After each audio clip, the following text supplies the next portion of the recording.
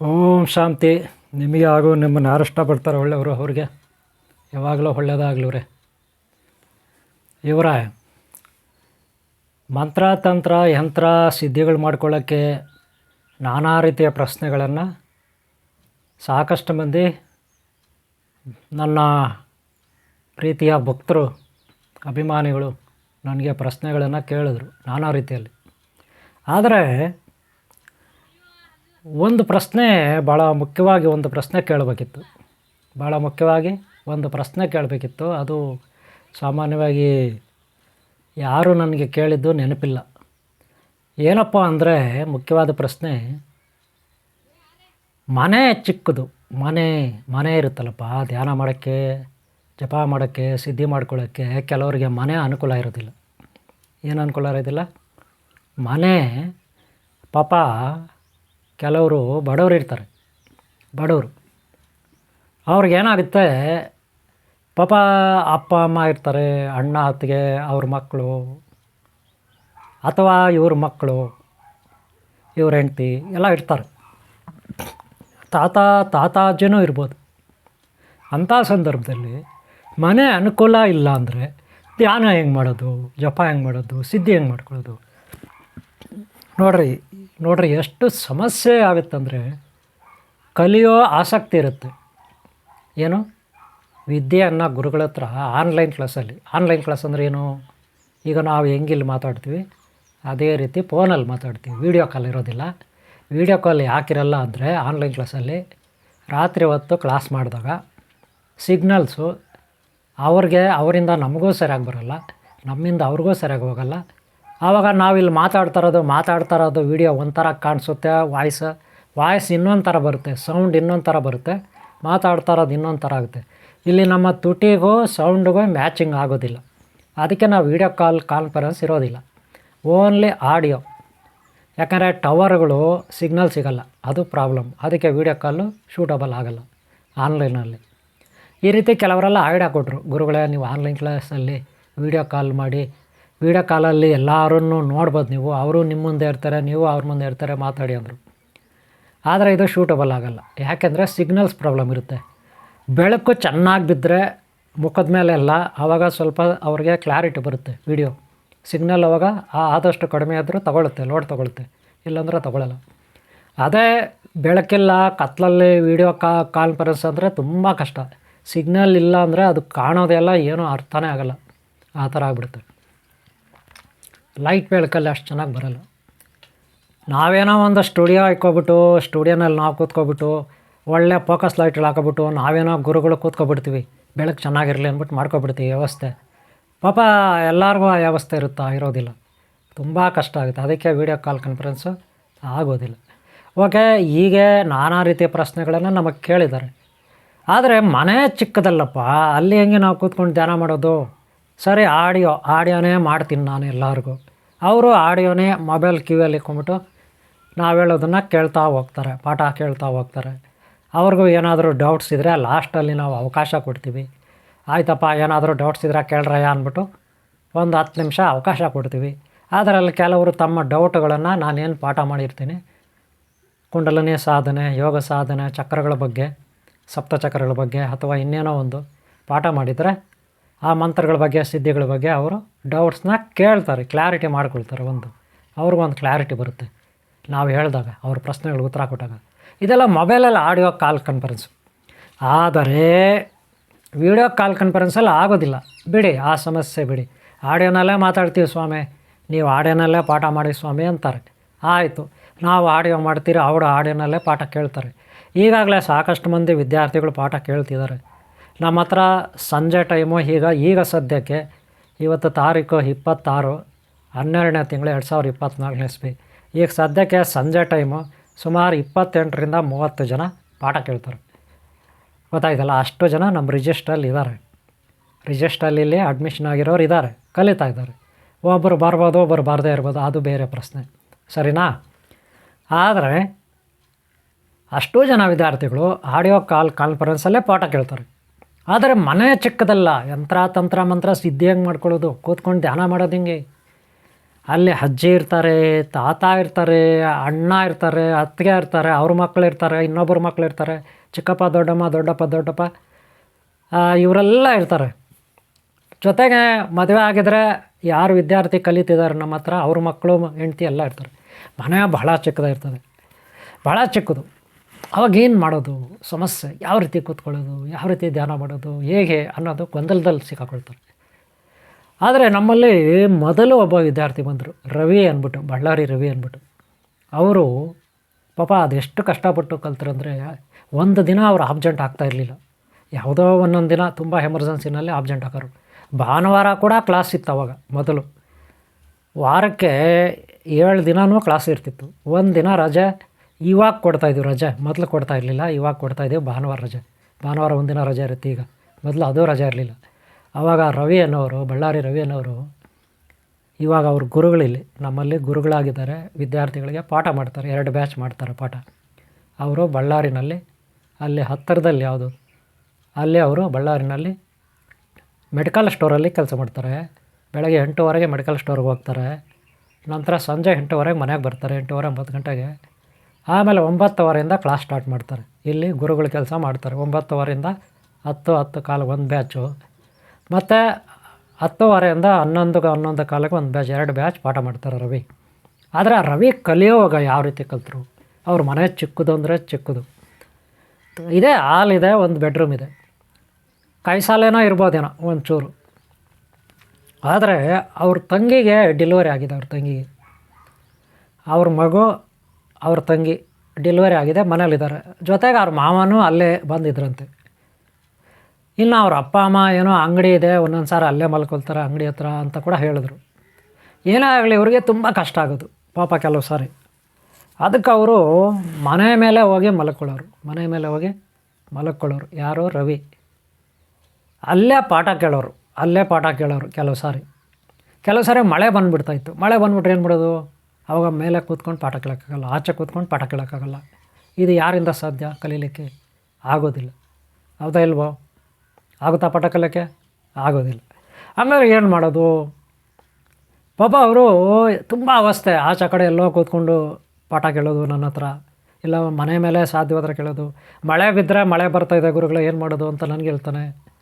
ಸರಿ, ಮನೆಯಲ್ಲೇ ಎಲ್ಲ ಅವರು ಮಾಮ, ಅವ್ರ ತಂಗಿ, ಅವರೆಲ್ಲ ಮಗು ಎಲ್ಲ ಇರುತ್ತೆ, ಬೆಡ್ರೂಮ್ ಇರುತ್ತೆ, ಅಲ್ಲೆಲ್ಲ ಅವ್ರು ಇರ್ತಾರೆ. ಇವ್ರ ಕಷ್ಟ ಅಂದರೆ ಕಷ್ಟ. ಅದರಲ್ಲೂ ನಾನು ಪಾಠ ಮಾಡೋವಾಗ ಅವ್ರಿಗೆ ಕ್ವಶ್ಚನ್ ಕೇಳ್ತಾ ಇರ್ತೀನಿ, ಅವ್ರು ಆನ್ಸರ್ ಮಾಡಬೇಕಲ್ಲ. ಅವ್ರು ಆನ್ಸರ್ ಮಾಡೋವಾಗ ಮಾತಾಡ್ತಾ ಇರ್ತಾರೆ.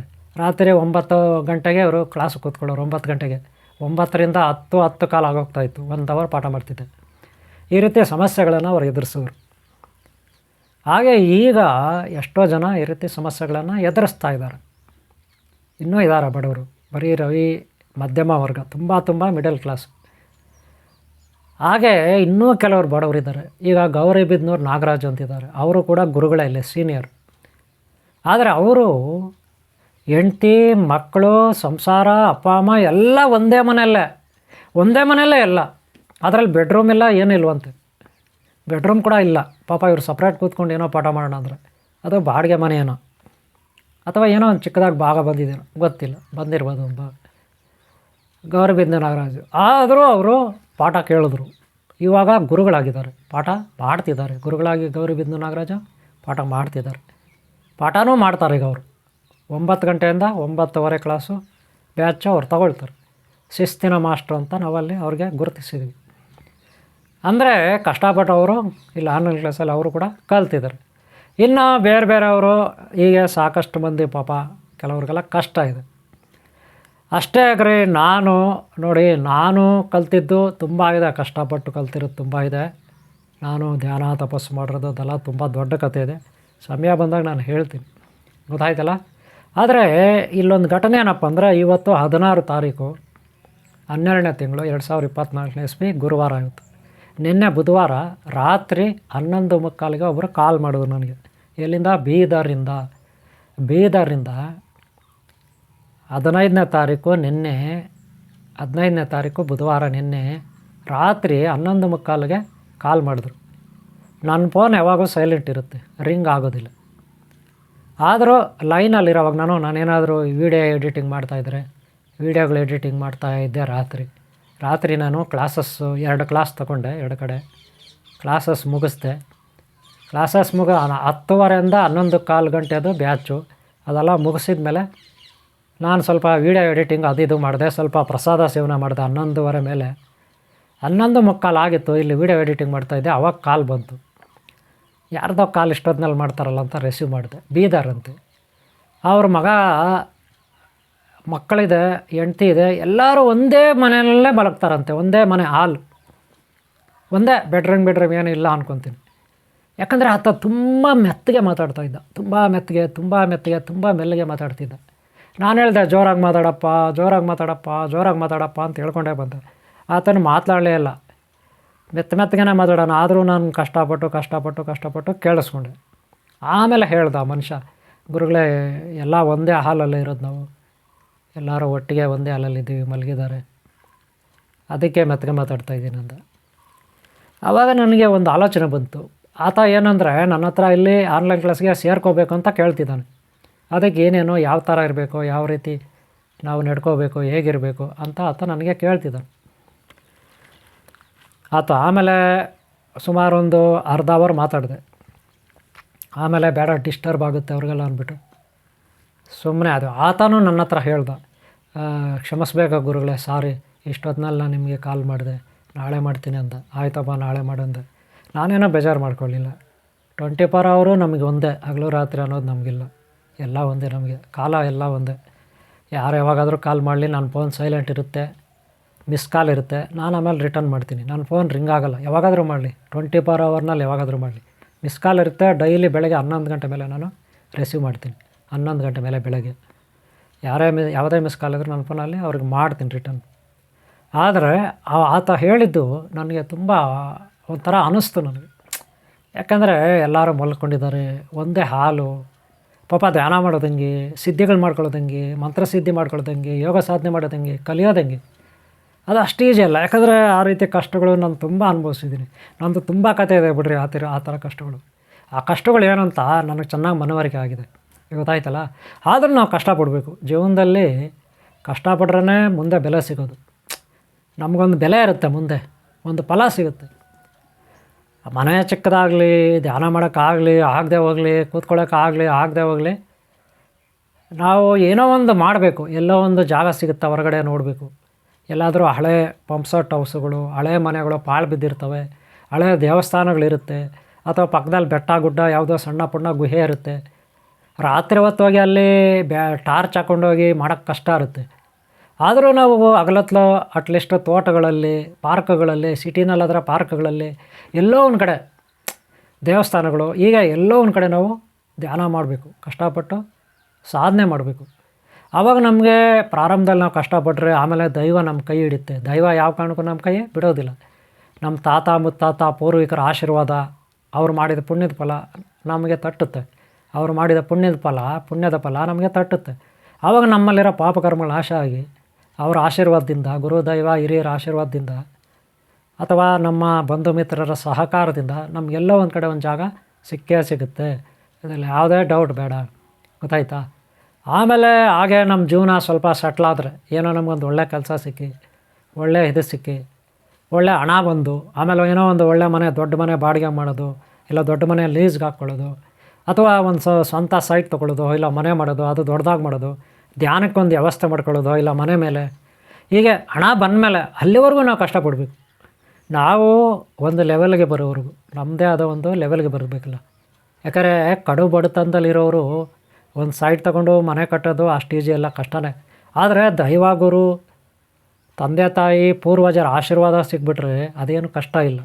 ಅವ್ರ ಆಶೀರ್ವಾದ ನಮಗೆ ಸಿಕ್ಬಿಟ್ರೆ ನಮ್ಮ ದಾರಿದ್ರ್ಯ ನಾಶ ಆಗುತ್ತೆ, ಪಾಪಗಳು ನಾಶ ಆಗುತ್ತೆ. ಏನು ನಾವು ಉದ್ಧಾರ ಆಗಲಿಕ್ಕೆ ಆತಂಕಗಳಿದೆ, ಅಡ್ಡಗೋಡೆಗಳಿದೆ, ಅವೆಲ್ಲ ಧೂಳಿಪಟ ಆಗುತ್ತೆ, ಧೂಳಿಪಟ. ಆಮೇಲೆ ನಮ್ಗೆ ಒಳ್ಳೆಯದಾಗುತ್ತೆ. ಶುಕ್ರದಶ ಪ್ರಾರಂಭ ಆಗುತ್ತೆ, ಶುಕ್ರದಶ ಅದೃಷ್ಟ. ಆವಾಗ ನಾವು ಒಂದು ಸೈಟ್ ತಗೊಂಡು ಒಂದು ಮನೆ ಕಟ್ಟಿ, ನಮ್ಗೆ ಯಾವ ರೀತಿ ಮೆಡಿಟೇಷನ್ ಬೇಕು, ಧ್ಯಾನ ಮಾಡೋಕ್ಕೆ ಯಾವ ರೀತಿ ಬೇಕು, ಯೋಗ ಮಾಡೋಕ್ಕೆ ಯಾವ ಥರ ಬೇಕು, ದೇವ್ರ ಮನೆ ಹೆಂಗಿರಬೇಕು, ದೊಡ್ಡದಾಗಿರ್ಬೇಕಾ ಚಿಕ್ಕದಾಗಿರ್ಬೇಕಾ ದೇವ್ರ ಮನೆ, ಹಾಗೆ ಅಡುಗೆ ಮನೆ ಯಾವ ಥರ ಇರಬೇಕು, ಹಾಲ್ ಯಾವ ಥರ ಇರಬೇಕು, ಬೆಡ್ರೂಮ್ಗಳು ಎಷ್ಟಿರಬೇಕು. ಯಾಕಂದರೆ ಮಕ್ಕಳಿರುತ್ತೆ, ತಂದೆ ತಾಯಿ ಇರ್ತಾರೆ, ಅಣ್ಣ ಅತ್ತಿಗೆ ಇರ್ತಾರೆ, ಅಥವಾ ನಾವಿರ್ತೀವಿ. ಎಲ್ಲರಿಗೂ ಯಾವ ರೀತಿ ಎಷ್ಟು ಬೆಡ್ರೂಮ್ ಬೇಕು, 1 ಬೆಡ್ರೂಮಾ, 2 ಬೆಡ್ರೂಮಾ, 3 ಬೆಡ್ರೂಮಾ, ಹಾಲು ಹೆಂಗಿರಬೇಕು, ಮೇಲೆ ಒಂದು ಫಸ್ಟ್ ಫ್ಲೋರ ಸೆಕೆಂಡ್ ಫ್ಲೋರ, ಈ ರೀತಿ ಆಲೋಚನೆಗಳು ಅವಾಗ ಬರುತ್ತೆ. ಆವಾಗ ನಾವು ಅದನ್ನು ನಮ್ಗೆ ಹೆಂಗೆ ಬೇಕಂಗೆ ವ್ಯವಸ್ಥೆ ಮಾಡ್ಕೊಳ್ತೀವಿ. ಯಾಕೆ ವ್ಯವಸ್ಥೆ ಮಾಡ್ಕೊಳ್ತೀವಿ? ಅದೇ ಮೊದಲು ನಾವು ಬಡತನದಲ್ಲಿ ಕಷ್ಟಪಟ್ಟಿರ್ತೀವಿ, ಮನೆ ಇರೋದಿಲ್ಲ, ಯಾವುದೋ ಒಂದು ರೂಮಲ್ಲಿ ನಾವು ಕಷ್ಟಗಳು ಅನುಭವಿಸಿರ್ತೀವಿ, ಎಲ್ಲ ಒಂದೇ ಇದರಲ್ಲಿ ಮಲಗಬೇಕು. ಕೆಲವರು ಹೊಸ್ದಾಗಿ ಮದುವೆ ಆಗಿರ್ತಾರೆ, ಹೊಸ್ದಾಗಿ ಮದುವೆ ಆಗಿದ್ದರೂ ಕೂಡ ಪಾಪ ಎಲ್ಲ ಹಾಲಲ್ಲೇ ಇರ್ತಾರೆ ಹಳ್ಳಿಗಳಲ್ಲಿ. ನೋಡಿ ಅವ್ರಿಗೆ ಎಲ್ಲೋ ಒಂದು ಮೂಲೆಯಲ್ಲಿ ಅಡುಗೆ ಮಾಡ್ತಾರೆ, ಅದು ಸೌದೆನಲ್ಲಿ. ಅದು ರಾಜಸ್ಥಾನದಲ್ಲಿ, ಗುಲ್ಬರ್ಗ, ಬಿಜಾಪುರ ಅಂಥ ಕಡೆ ಬಡವರು ಇರೋ ಏರಿಯಾಗಳಲ್ಲಿ ತುಂಬ ಕಷ್ಟ ಇರ್ತದೆ. ಒಂದೇ ಹಾಲು ಇರ್ತದೆ, ಅದು ಹಳೆಯ ಮನೆ, ಹೆಂಚಿನ ಮನೆಯೋ ಹುಲ್ಲು ಮನೆಯೋ ಏನೋ ಒಂದಿರುತ್ತೆ. ಅದರಲ್ಲೇ ಎಲ್ಲೋ ಒಂದು ಮೂಲೆಯಲ್ಲಿ ಹೊಗೆ ಇಟ್ಕೊಂಡು ಸೌದೆನಲ್ಲಿ ಅಡುಗೆ ಮಾಡ್ತಾರೆ. ಇಡೀ ಮನೆಯೆಲ್ಲ ತುಂಬಾಗುತ್ತೆ ಹೊಗೆ. ಅದರಲ್ಲಿ ಮಕ್ಕಳು ದೊಡ್ಡವರು ಎಲ್ಲ ವಾಸ ಮಾಡ್ತಾರೆ, ಎಲ್ಲ ಅಲ್ಲೇ ಮಲಗ್ತಾರೆ. ಅಪ್ಪ ಅಮ್ಮ ತಾತ ಅಜ್ಜಿ ಮಕ್ಕಳು ಎಲ್ಲರೂ ಇವರು ಮದುವೆ ಮಾಡ್ಕೊಂಡಿರ್ತಾರೆ, ಹೊಸ್ದಾಗಿ ಮದುವೆ ಮಾಡ್ಕೊಂಡಿದ್ರು ಅಲ್ಲೇ ಮಲಗಬೇಕು ಅವರು. ಕರ್ಮ ನೋಡ್ರಿ, ಈ ಥರ ಎಷ್ಟು ಜನ ಇದ್ದಾರೆ ಗೊತ್ತೇನ್ರಿ ರೀ. ಅದೆಲ್ಲ ತಿಳ್ಕೊಬಿಡ್ರಿ, ನಿಜವಾಗ್ಲೂ ಭಾಳ ಅದ್ಭುತ. ಆ ಕಷ್ಟ ಎಷ್ಟು ಅದ್ಭುತ, ಆ ಕಷ್ಟ ಅಂದರೆ ಅದನ್ನೇ ಒಂದು ಅದ್ಭುತ, ಕಷ್ಟದ್ದೇ ಒಂದು ಅದ್ಭುತ ಅಲ್ವಾ?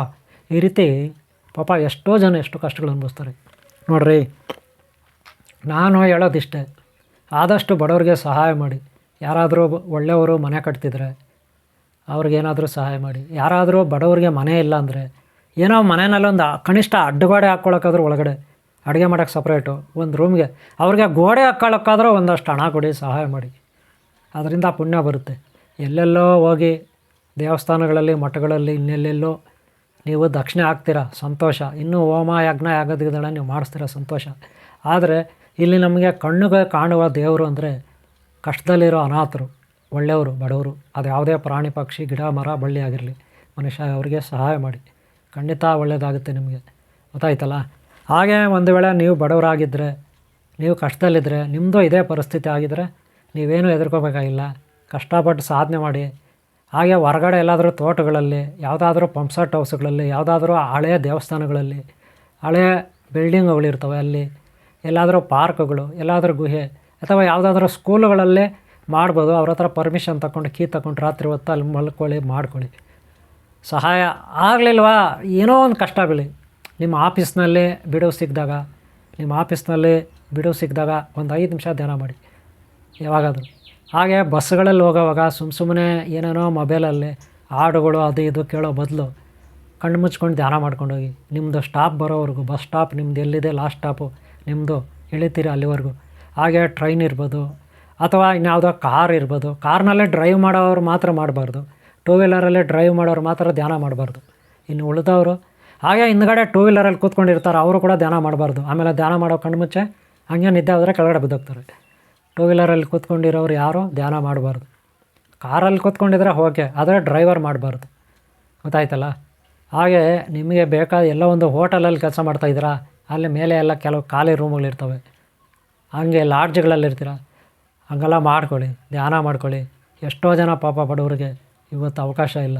ನಿಮಗೆ ಅವಕಾಶ ಇದ್ದರೆ ಅದೇ ಒಂದು ಪುಣ್ಯ ಅಂತ ತಿಳ್ಕೊಳ್ಳಿ, ಅದೃಷ್ಟ ನಿಮ್ಮದು ಅಂತ ತಿಳ್ಕೊಳ್ಳಿ. ಧ್ಯಾನ ಮಾಡಿ ಕೂತ್ಕೊಂಡು ಟೈಮ್ ವೇಸ್ಟ್ ಮಾಡ್ಕೋಬೇಡಿ. ಏನಾದರೂ ಭಗವಂತನ ಗುರುಗಳ ಸಾನ್ನಿಧ್ಯ ನಿಮಗೆ ಸಿಗುತ್ತೆ, ಅವ್ರ ಕೃಪಾ ಕಟಾಕ್ಷ ಆಶೀರ್ವಾದ ಸಿಗುತ್ತೆ. ಒಳ್ಳೆಯ ಆರೋಗ್ಯ ಭಾಗ್ಯ.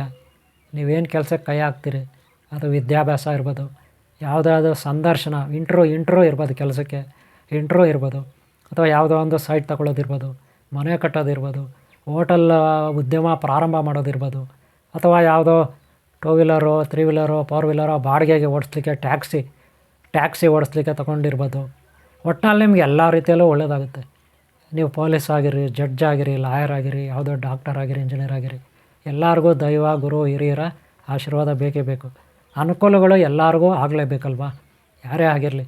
ಹಾಗೆ ಯಾವುದೇ ಧರ್ಮ, ಜಾತಿ, ಕುಲ, ಗೋತ್ರ ಯಾವುದೇ ಆಗಿರಲಿ, ಬಡವರಾಗಿರಲಿ ಶ್ರೀಮಂತರಾಗಿರಿ, ನೀವು ಬಡವರೇ ಇರ್ರಿ, ಶ್ರೀಮಂತರೇ ಇರಿ, ನೀವು ವಿದ್ಯಾಭ್ಯಾಸ ಮಾಡಿರ್ರಿ, ಮಾಡದೇ ಇರ್ರಿ, ನೀವು ಹೆಣ್ಣಾಗಿರ್ರಿ, ಗಂಡಾಗಿರ್ರಿ, ನಿಮಗೆ ಮದುವೆ ಆಗಿದೆಯೋ ಆಗಿಲ್ವೋ, ಒಟ್ಟಿನಲ್ಲಿ ಎಲ್ಲರಿಗೂ ಆಸೆಗಳಿರುತ್ತೆ. ಅವ್ರದ್ದೇ ಆದ ಒಂದು ಗುರಿ ಮುಟ್ಟಬೇಕು, ಅವ್ರದ್ದೇ ಆದ ಸಾಧನೆ ಇರುತ್ತೆ, ಚಿಕ್ಕವರಿಂದ ದೊಡ್ಡವ್ರವ್ರಿಗೆ ಅಲ್ವಾ. ಆ ಗುರಿ ಮುಟ್ಟಬೇಕಾದ್ರೆ ಗುರು ದೈವ ಅನುಗ್ರಹ ಬೇಕು. ಯಾವಾಗಲೂ ಗುರುಗಳ ಒಳ್ಳೆ ವೀಡಿಯೋಗಳು ನೋಡಿ. ಆದಷ್ಟು ಗುರುಗಳು ಏನು ಯಾರು ನಿಮಗೆ ನಂಬಿಕೆಸ್ಥ ಗುರುಗಳಿದ್ದಾರೆ ಅವ್ರದ್ದು ನೋಡಿ. ಅದೇ ಅಡ್ಡದಾರಿ ತೋರಿಸ್ತಾರೆ, ಭ್ರಮೆ ಹುಟ್ಟಿಸ್ತಾರೆ, ನಿಮ್ಗೆ ಏನೇನೋ ಕಲಿಸ್ಕೊಟ್ಬಿಡ್ತೀನಿ ಅಂತಾರೆ, ಏನೇನೋ ಮಾಡಿಬಿಡ್ತೀನಿ ಅಂತಾರೆ. ಏನೇನೋ ಮ್ಯಾಜಿಕ್ ಮಾಡ್ತೀನಿ ಅಂತಾರೆ. ದಯವಿಟ್ಟು ಅದೆಲ್ಲ ಹೋಗಬೇಡಿ. ಯಾವುದೋ ಮ್ಯಾಜಿಕಾಗಿ ಎಲ್ಲ ಮ್ಯಾಜಿಕಾಗಿ ಬರೋಂಗಿದ್ದಿದ್ರೆ ಕಲ್ಲನ್ನು ಕಲ್ಲು ಸಕ್ಕರೆ ಮಾಡೋಂಗಿದ್ದಿದ್ರೆ, ಇಟ್ಕೆನ ಬಂಗಾರ ಮಾಡೋಂಗಿದ್ರೆ ಮೊದಲು ಅವರೇ ಮಾಡ್ಕೊಳ್ಳಿ. ನಿಮಗೇನು ಮಾಡಿಕೊಡೋದು ಅವರು ಅಲ್ವಾ? ನಿಮ್ಮ ಹತ್ರ ಹಣ ತಗೊಂಡು 100 200 ಪುಡಿಕಾಸು, ನಿಮ್ಮ ಹತ್ರ ಪುಡಿಕಾಸು ತಗೊಳ್ಳೋದು 100 200 500 ಹಿಂಗೆ, ಇಲ್ಲ ಟೋಪಿ ಹಾಕ್ಬಿಡೋದು 5,000 10,000 ಲಕ್ಷ ನಿಮ್ಮ ಮೇಲೆ, ಅದು ಮಾಡ್ತೀನಿ ಇದು ಮಾಡ್ತೀನಿ ಹಂಗೆಲ್ಲ ಮಾಡೋರು. ಅವರೇ ಯಾಕೆ ಇಟ್ಕೆನ ಬಂಗಾರ ಮಾಡ್ಕೋಬಾರ್ದು? ಅವರೇ ಮಾರ್ಕೋಬೋದಲ್ಲ. ಅವರೇ ನಿಮಗೆ ಮಾಡಿಕೊಡ್ತಾರಲ್ಲ ಇಟ್ಕೆನ ಬಂಗಾರ, ನಿಮಗೆ ಮಾಡಿಕೊಡ್ತೀನಿ ಅಂತೇಳಿ ನಿಮ್ಮ ಹತ್ರ ದುಡ್ಡು ತಗೊಳ್ತಾರಲ್ಲ, ಅವರೇ ಯಾಕೆ ಅವರೇ ಮಾಡ್ಕೊಳ್ಳಿ ಬಿಡಿ. ಇಟ್ಕೆನ ಬಂಗಾರ ಅವರೇ ಮಾಡ್ಕೊಂಡು ಅವರೇ ಮಾಡ್ಕೊಳ್ಳಿ, ಇನ್ನೂ ಜಾಸ್ತಿ ದುಡ್ಡು ಬರಲ್ವ? ಅದೆಲ್ಲ ಆಗಲ್ಲ ರೀ, ಹಂಗೆಲ್ಲ ಮಾಡಬೇಡಿ. ಒಂದು ವೇಳೆ ಆ ರೀತಿ ಮಾಡೋಂಥ ಮಹಾತ್ಮರು ಇದ್ದಾರೆ ಅಂತ ಇಟ್ಕೊಳ್ಳಿ, ಇದ್ದರೆ ಅವರು ಜನರ ಮುಂದೆ ಈ ರೀತಿ ಎಲ್ಲ ಮ್ಯಾಜಿಕ್ ಮಾಡಿ ತೋರಿಸಲ್ಲ. ಯಾರೋ ಒಳ್ಳೆಯವ್ರಿಗೆ ಅವರು ರಕ್ಷಣೆ ಮಾಡ್ತಾ ಹೋಗ್ತಾರೆ, ಎಲ್ಲಿ ತೋರಿಸ್ಕೊಳ್ಳಲ್ಲ. ಗೊತ್ತಾಯ್ತಾ? ಗೌಪ್ಯವಾಗಿರ್ತಾರೆ. ತಮ್ಮ ಶಕ್ತಿ ಸಾಮರ್ಥ್ಯನ ಹೊರಗಡೆ ತೋರಿಸಲ್ಲ. ಸಮಯ ಬಂದಾಗ ತಮ್ಮಲ್ಲಿರೋ ಶಕ್ತಿ ಸಾಮರ್ಥ್ಯ ತಾನಾಗೇ ಹೊರಗೆ ಬರುತ್ತೆ. ಈ ಪ್ರಕೃತಿಗೆ ಅವಶ್ಯಕತೆ ಅನಿವಾರ್ಯತೆ ಬಿದ್ದಾಗ ಅಲ್ಲಿವರೆಗೂ ಅವ್ರು ಕಾಯ್ತಾರೆ ಹೊರತು ಸುಮ್ಮನೆ ನೀನು ಬಾ ನಾನು ಮ್ಯಾಜಿಕ್ ಮಾಡಿಕೊಡ್ತೀನಿ, ನಿನಗೇನೋ ಒಂದು ತಾಯ್ತಾ ಕೊಡ್ತೀನಿ, ಏನೋ ಒಂದು ಮಾಡಿಕೊಡ್ತೀನಿ, ಏನೋ ಒಂದು ಅದು ಮಾಡಿಕೊಡ್ತೀನಿ. ಆದರೆ ಮಾಡಬೇಕು. ಶ್ರೀಚಕ್ರ ಪ್ರತಿಷ್ಠಾಪನೆ, ತಾಯ್ತಾ ಯಂತ್ರ ಮಂತ್ರ ಇವೆಲ್ಲ ಮಾಡಬೇಕು. ಅದು ಪ್ರಾಮಾಣಿಕವಾಗಿರಬೇಕು. ಇನ್ನೊಬ್ಬರಿಗೆ ಮೋಸ ಮಾಡೋ ಥರ ಇರಬಾರ್ದು, ಇನ್ನೊಬ್ಬರನ್ನ ಕಿತ್ಕೊಂಡು ತಿನ್ನೋ ಥರ ಇರಬಾರ್ದು, ವಂಚನೆ ಮಾಡೋ ಥರ ಇರಬಾರ್ದು ಅಲ್ವಾ? ಅದರಿಂದ ಒಳ್ಳೆಯದಾಗುತ್ತೆ. ಗುರುಗಳ ಮೇಲೆ ನಂಬಿಕೆ ಬರುತ್ತೆ, ಎಲ್ಲರಿಗೂ ಭಕ್ತಿ ಬರುತ್ತೆ. ಅದೇ ಗುರುಗಳು ಮೋಸ ಮಾಡಿದ್ರೆ ಒಳ್ಳೆಯ ಗುರುಗಳಿಗೂ ಕೆಟ್ಟ ಹೆಸರು ಬರುತ್ತೆ ಅಲ್ವಾ? ಅದಕ್ಕೆ ನೀವು ನೋಡಿರಿ, ಕಷ್ಟಪಟ್ಟು ಕಲೀರಿ. ಮನೆ ಚಿಕ್ಕದಿರಲಿ ಏನೇ ಇರಲಿ ಅದ್ರ ಬಗ್ಗೆ ಚಿಂತೆ ಮಾಡಬೇಡಿ. ಎಲ್ಲೆಲ್ಲಿ ಅವಕಾಶ ಸಿಗುತ್ತೆ ಅಲ್ಲಿ 2 ನಿಮಿಷ 3 ನಿಮಿಷ 5 ನಿಮಿಷ ಧ್ಯಾನ ತಪಸ್ಸು ಮಾಡಿ.